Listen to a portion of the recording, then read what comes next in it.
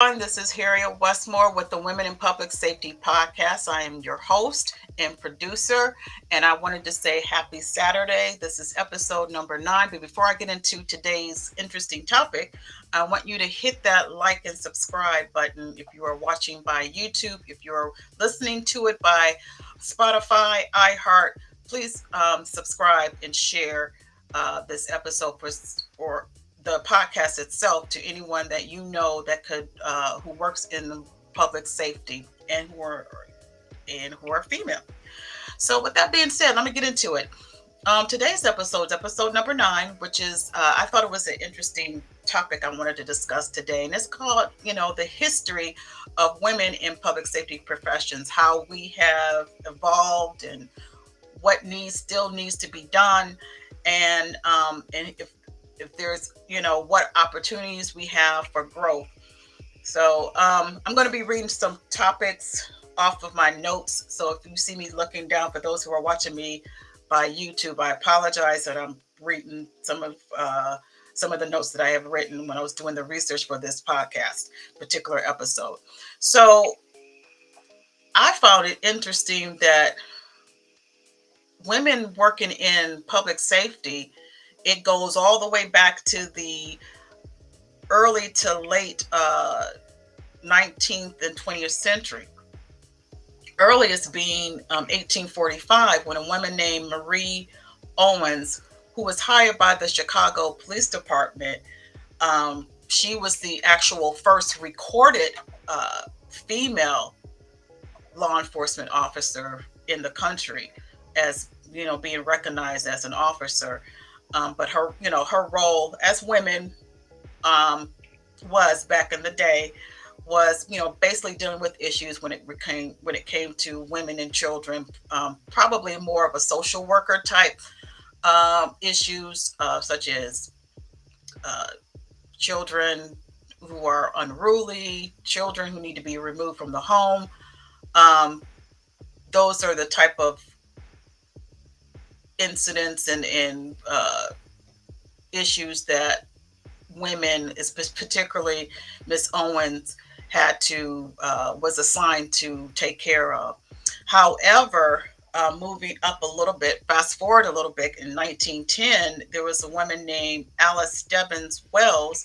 She was actually the first woman who was appointed to actually have arresting powers to make formal arrests according to the police department. She was hired by Los Angeles police. So LAPD uh, gave this woman an opportunity to not only deal with women issues, but she did have a powers of arrest. Now, whether she was able to arrest males, I don't know, but she was the first person recorded as actually giving arresting powers as a female officer.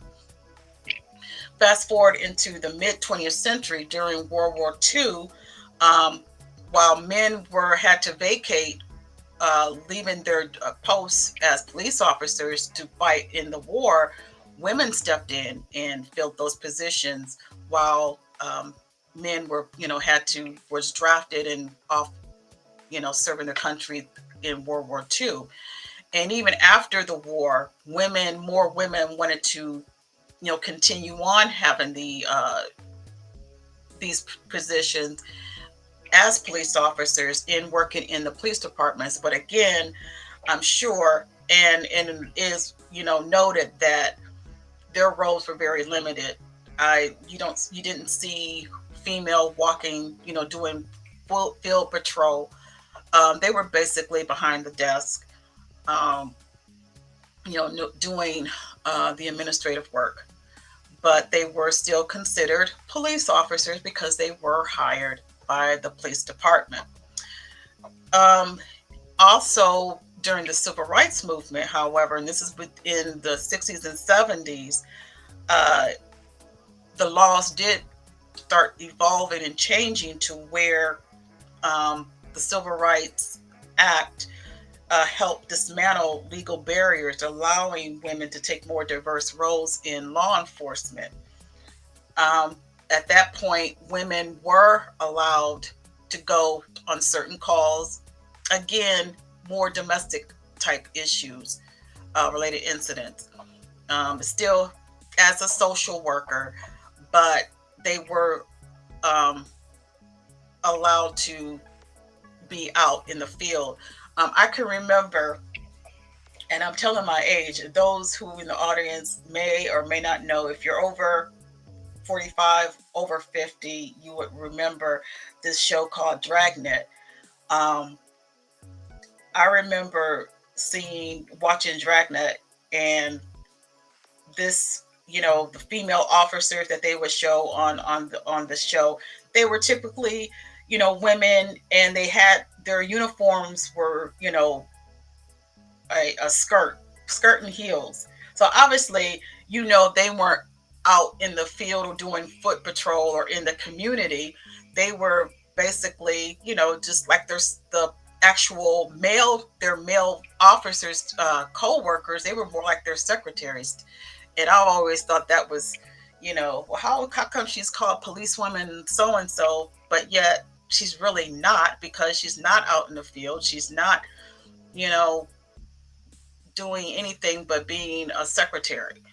But they still thought of them as part of as a police officer. So, you know, I know that there were documentaries of women who during the 70s were the first, sergeants, who did have to pay their dues, and they pay their dues hard, because the sexual harassment that a lot of them had to deal with, and not only the sexual harassment, but just the general harassment of men not wanting females, um, to be their equal as far as being a law enforcement officer. There is a lot of pushback, which prompted more, obviously, to have a lot of departments being sued because of the continued harassment, the sexual and the general harassment that a lot of women officers had to endure, had to go through. And by the between the 80s and into the 2000s, um, a lot of the issues had to be addressed. The sexual harassment had to be put in effect. The laws, the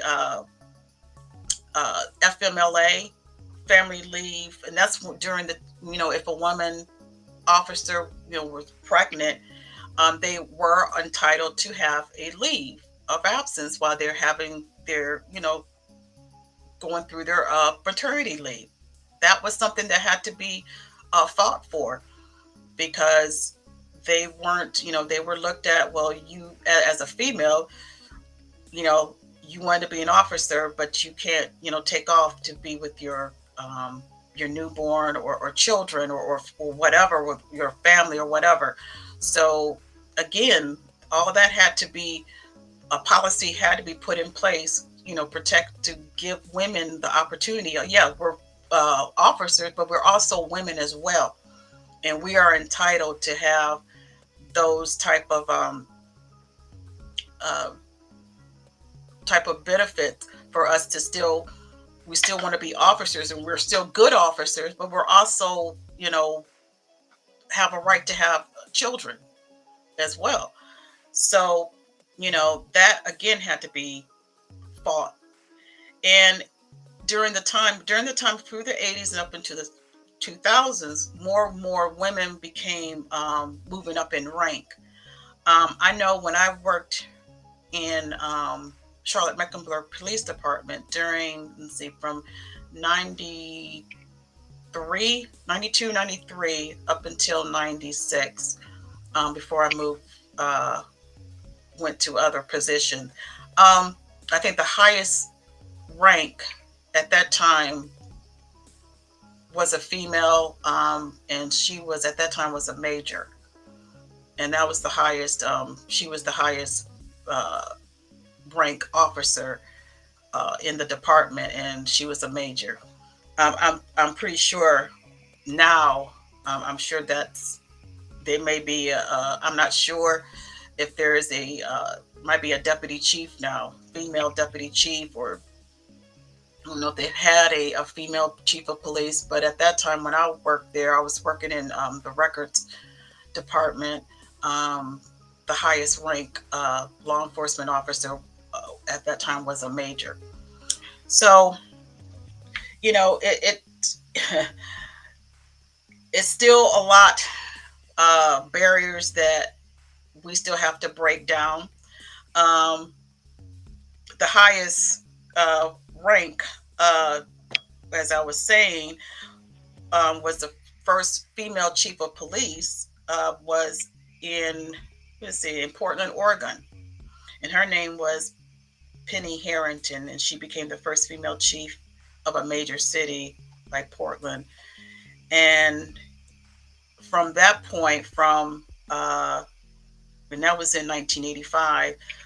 Also, within not only within major city police departments, but with moving up in on federal level, there were various women who moved into Secret Service, FBI, uh, DEA, U.S. Marshals Service. Women started to become more prominent in those type of working in federal law enforcement agencies like those. Um, SWAT teams during the 21st century. I mean, we're talking about like now, more women are going in, coming in, is working in specialized tactical units such as SWAT. Usually most sharpshooters, as we all know, would be men, but there are some real badass women out there who are just as you know good, if not sometimes better, as a sharpshooter. And so they were working on in tactical units. But even those ranks in those positions, those specialized units, women still have challenges that still have to overcome the barriers of still you still have that gender bias role of harassment. Because you're a female, you have to feel like you have to do extra to prove yourself as an officer, uh, because of your gender. And that's still an ongoing issue in a lot of departments. Particularly, I would think, correct me if I'm wrong, I would definitely love feedback in smaller departments, especially if you work in a smaller town or city, and or working for the sheriff's office, or the police, your local police department, that is not as large as a major city type department. I would think oftentimes there are a lot of hesitant of hiring female. And if there are females there, I'm sure, but I'm not to say that there aren't any at all. There are plenty of females, but I'm just curious to see what type of uh, challenges or barriers that a lot of females have to go through as a law enforcement officers in smaller uh, jurisdictions. So we talked about the Leave Act of FMLA. We talked about the Pregnancy Discrimination Act. That was in 1978. Affirmative action policies, which was that evolved in between the 70s and the 80s.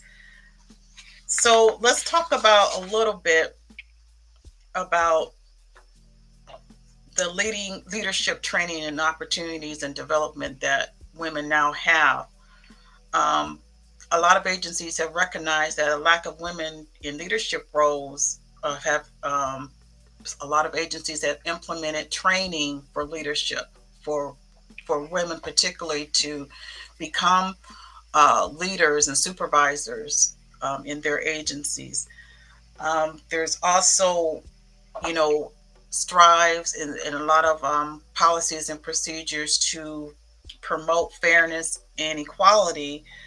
And they also recognize the unique contribution that women can make into the law enforcement field, because let's face it, sometimes women, as women, even though a lot of us, we always deemed us as being emotional, we have a way of connecting on a personal level. We have a way of building a rapport a little more faster than our male counterparts. That's because most of us have this nurturing nature in us. So when we deal with the community and deal with the public, uh, particularly with domestic violence or sexual assaults type uh, uh, incidents, a female officer would give the victim or survivor of the crime a little more empathy. We're able to connect to them because of the fact that we are female, and we can, kind of show more of a sympathetic and empathy towards the victim. Not always can you just get the facts, blunt and get the facts. You have to kind of um, when the respect and the confidence of the victims that you are serving and the people that you serve in the public. And women seem to have that knack of doing that. A lot of them are, they're just as hard, if not harder, than male counterparts. So, but I mean, as a whole, I'm saying that we have a way of, connecting more with the public, and especially when it comes to crime against person type of incidents. We also, I found, not always, but we found it as being when you are promoted into working as a detective, women again are a little more detail oriented when doing an investigation of a case, because we as women, we, can find things out that maybe, men can't at that time. We have a way of just being, I guess we want to say nosy, but we have a way of getting the information that we need, and know how to and know how to get it. I don't think I don't know if it's because the people in the community don't pose women as a threat, and so they let their guard down a little bit. But again, we can be, as women, we can be persuasive in a lot of ways, and sometimes you have to use different tactics and different techniques in order to get the information that we need, to help bring justice to against a crime that's been committed. And it's an advantage to have a, male and female partner in when you're doing an investigative work, or if you even answering a call as a patrolman. um, a male and female partners, uh, to me, would be an advantage, because, while your male officer talks to the man, or whoever, and if there's a woman, the female can make the connection towards the female uh, complainant or witness. So, you know, while we still have a long way to go when we're working in law enforcement and working in public safety, but again, it's all about evolving. It's all about, gaining the respect. Leaving that old school thinking that women should just be at home, they shouldn't be working, they should be just at home, especially shouldn't be working as a law enforcement officer. They should be just secretaries or whatever. There's nothing wrong with being a secretary. Before anybody, jumps. No, there's no. I'm just saying, um, a lot of old school thinkers out there still feel that women shouldn't even be in this type of profession. But again, there are a lot of advantage to having women in law enforcement and in these type of fields, because we can probably use our, as we say in the field, IPC skills, which is our interpersonal communication skills. You can come, we can possibly uh, bring down a heightened situation just by communicating, and our way of communicating. I know for me in my job, sometimes the offenders that I deal with, I talk to them, especially when they're young.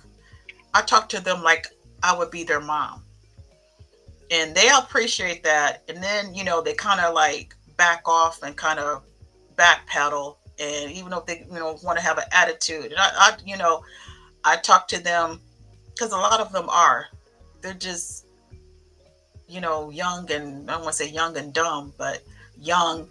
And, you know, I just talk to them like their mom, but also, firm with them.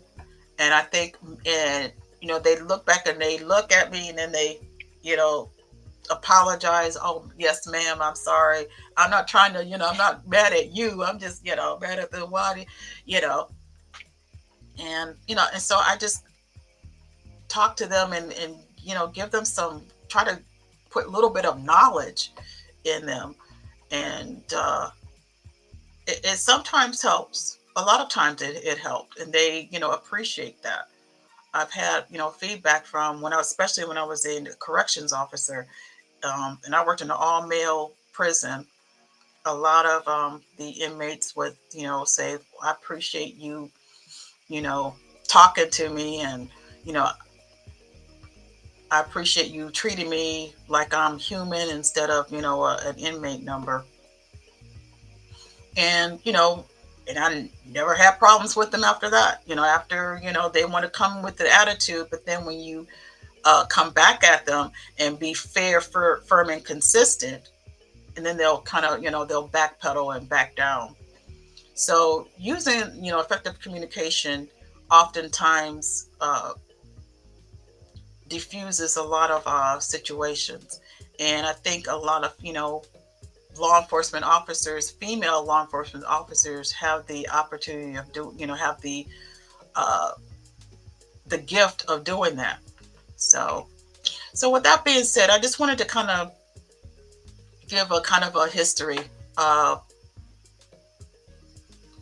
women law enforcement, and how it came to be, and how important that we can are, and how we can contribute to serve our community, just like our male counterparts in our we all are part of a goal of making our community and our neighborhood safe. And so why not use each other's attributes, as a man and as a woman officer. Why don't we feed off of each other's attributes and make it better for all of us and for our community? So thank you for listening, and thank you for watching. If you're watching me by YouTube, next week, I'm not sure what the title would be, but I'm going to be doing something a little different with the podcast. It's going to be, I do episodes like this, but I also was given an idea, which I would love to do, is do some real life case stories, talk about cases, uh, experiences, and cases of real life incidents. Of course, the names and places may change, to protect all parties involved, but it's more like of a documentary type of segment. And I'm still trying to get the pieces parts together, my team and I. So just stay tuned for that, because I like telling stories, and I think people would kind of connect better by uh, learning about actual cases that many of us have gone through. But with that being said, I appreciate you guys. Please be safe. and stay healthy. And I will talk with you soon. Bye.